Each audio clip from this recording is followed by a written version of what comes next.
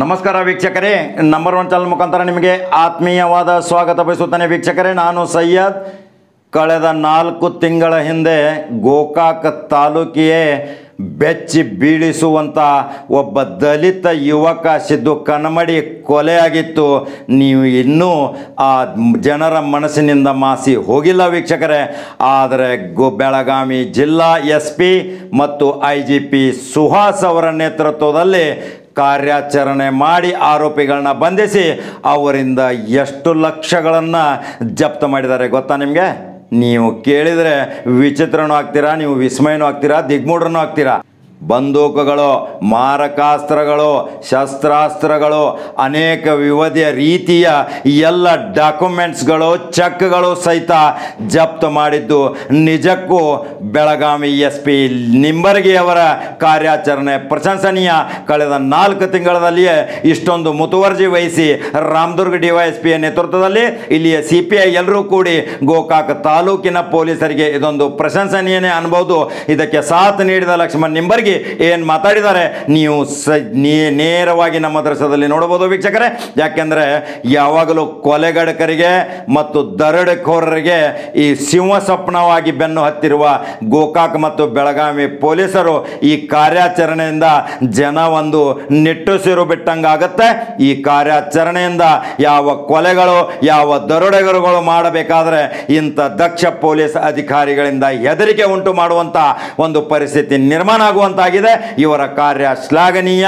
ಕರ್ನಾಟಕ ಸರ್ಕಾರ ಇಂಥ ಅಧಿಕಾರಿಗಳನ್ನು ಸನ್ಮಾನಿಸಿ ರಾಷ್ಟ್ರಪತಿ ಮತ್ತು ಪ್ರಧಾನಮಂತ್ರಿ, ಮುಖ್ಯಮಂತ್ರಿಗಳ ಪದಕ ನೀಡುವಂತೆ IGP ಸುಹಾಸ್ ಅವರು ಯಾವ ರೀತಿ ಶಿಫಾರಸು ಮಾಡ್ತಾರೆ ಸರ್ಕಾರಕ್ಕೆ ಕಾದು ನೋಡಬೇಕು ವೀಕ್ಷಕರೇ. ಇದೊಂದು ಮಹತ್ವದ ಸುದ್ದಿ.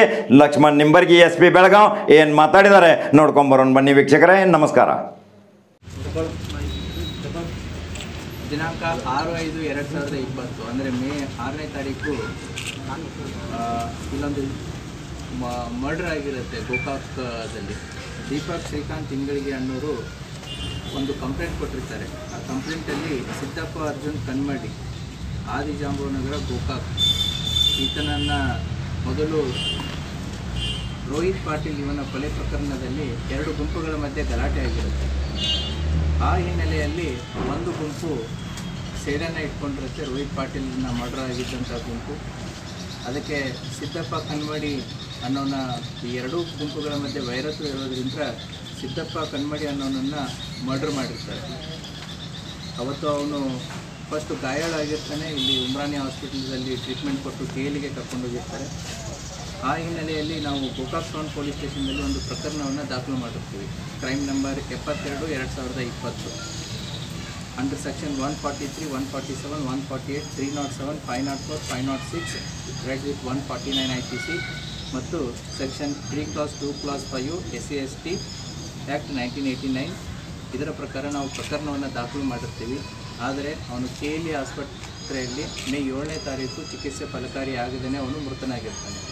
ಅದರ ಪ್ರಕಾರ ನಾವು ಸೆಕ್ಷನ್ 302 ಮರ್ಡರ್ ಸೆಕ್ಷನನ್ನು ನಾವು ಆ್ಯಡ್ ಮಾಡಿರ್ತೀವಿ. ಈ ಹಿನ್ನೆಲೆಯಲ್ಲಿ ಪ್ರಕರಣ ದಾಖಲಾದ ನಂತರ ಈ ಪ್ರಕರಣವನ್ನು ಅತಿ ಗಂಭೀರವಾಗಿ ಪರಿಗಣಿಸಿರುತ್ತೆ. ಇದಕ್ಕೆ ನಮ್ಮ ಉತ್ತರ ವಲಯದ IGP ಆದಂಥ ರಾಘವೇಂದ್ರ ಸುಹಾಸ್ ಅವರು ಇದಕ್ಕೆ ಪರ್ಸ್ನಲಿ ಇಂಟ್ರೆಸ್ಟ್ ಕೊಟ್ಟು ಈ ಕೇಸನ್ನು ಟೇಕಪ್ ಮಾಡಿ ಅದಕ್ಕೆ ಇನ್ವೆಸ್ಟಿಗೇಷನ್ ಟೀಮ್ಸ್ಗಳನ್ನು ಫಾರ್ಮ್ ಮಾಡಿರುತ್ತೆ. ಅದಕ್ಕೆ DSP ರಾಮದುರ್ಗ್ ಅವರನ್ನು ತನಿಖಾಧಿಕಾರಿಯಾಗಿ ಮತ್ತು CPI ಗೋಕಾಕ್ ಅವರ ನೇತೃತ್ವದಲ್ಲಿ ಹಲವಾರು ತಂಡಗಳನ್ನು ರಚಿಸಿ ಇನ್ವೆಸ್ಟಿಗೇಷನನ್ನು ಮಾಡಿದಾಗ ಅದರಲ್ಲಿ ಒಟ್ಟು 9 ಜನ ಆರೋಪಿತರನ್ನು ನಾವು ಅರೆಸ್ಟ್ ಮಾಡಿ ಅವರನ್ನು ಜೈಲಿಗೆ ಕಳಿಸಿರ್ತೀವಿ. ಸೊ ಆ ಇನ್ವೆಸ್ಟಿಗೇಷನ್ದಲ್ಲಿ ಫರ್ದರ್ ಇನ್ವೆಸ್ಟಿಗೇಷನ್ ಮಾಡಿದಾಗ ಅವರು ಕೊಲೆಗೆ ಬಳಸಿದಂತಹ ಆಯುಧಗಳನ್ನು ನಾವು ಸೆಕ್ಯೂರ್ನ ಮಾಡಿರ್ತೀವಿ.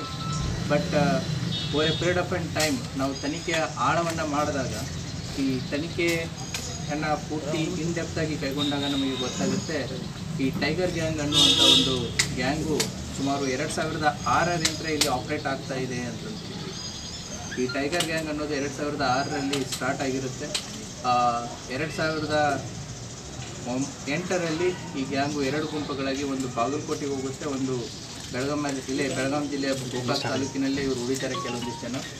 ಈ ಗುಂಪು ಟೈಗರ್ ಗ್ಯಾಂಗ್ ಅನ್ನುವಂಥ ಒಂದು ಗುಂಪನ್ನು ಕಟ್ಟಿಕೊಂಡು ಇವರೆಲ್ಲ ಸಂಘಟಿತರಾಗಿ ತಮ್ಮ ಪ್ರತಿಷ್ಠೆಯನ್ನು ಹೆಚ್ಚಿಸುವುದಕ್ಕೋಸ್ಕರ ಮತ್ತು ತಮ್ಮ ಸ್ವಂತ ಲಾಭಕ್ಕಾಗಿ ಕೊಲೆಗೆ ಯತ್ನ, ಡಕಾಯಿತಿ, ಹಿಂಸಾತ್ಮಕ ಕೃತ್ಯಗಳಲ್ಲಿ ಭಾಗಿಯಾಗಿದ್ದು ಸದರಿ ಆರೋಪಿತರು ಟೈಗರ್ ಗ್ಯಾಂಗ್ ಎಂಬ ಸಂಘಟನೆಯನ್ನು ಕಟ್ಟಿಕೊಂಡು ವ್ಯವಸ್ಥಿತವಾಗಿ ಸಂಚು ರೂಪಿಸಿ ಅಪರಾಧಗಳನ್ನು ಎಸಗ್ತಾ ಇರ್ತಾರೆ.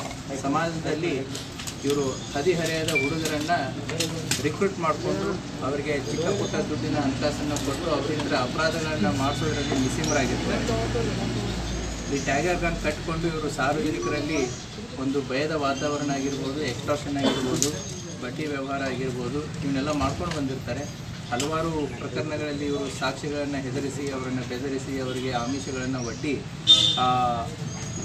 ಕಾನೂನಿನ ಹಿಡಿತದಿಂದ ಹೊರಗೆ ಬರೋದರಲ್ಲೂ ಇವರು ನಿಸ್ಸೀಮರಾಗಿರ್ತಾರೆ.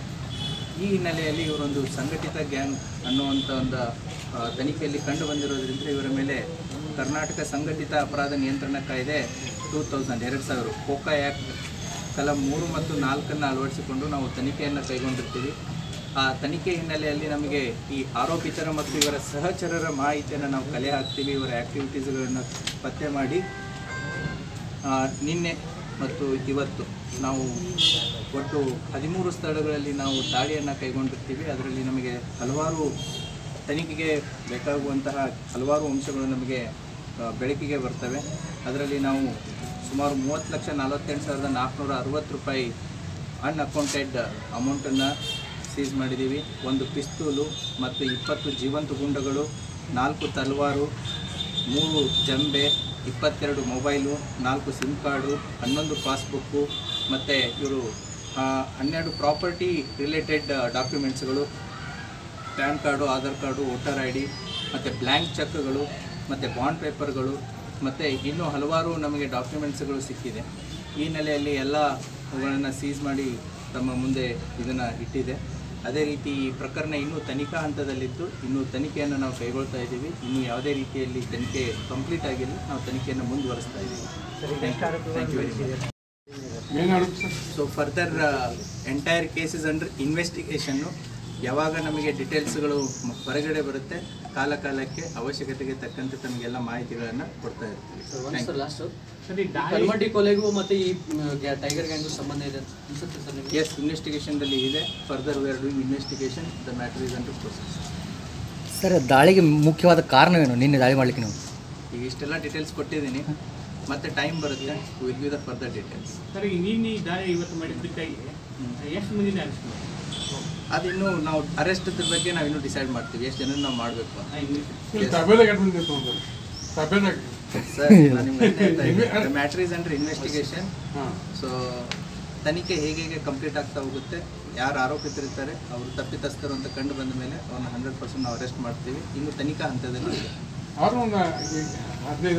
Matter it is A Coca act. Sir, ಇದು ಹಣ ಒಂದ ಕಡೆ ಸಿಕ್ಕಿರೋದು ಅಥವಾ ವಿವಿಧ ಸ್ಥಳದಲ್ಲಿ ಇದು ಸಿಕ್ಕಿರೋದು? ಒಂದ ಕಡೆ ಸಿಕ್ಕಿರೋದು. ಅದು ಒಬ್ಬರ ಥರ ಸಿಕ್ಕಿರೋದು?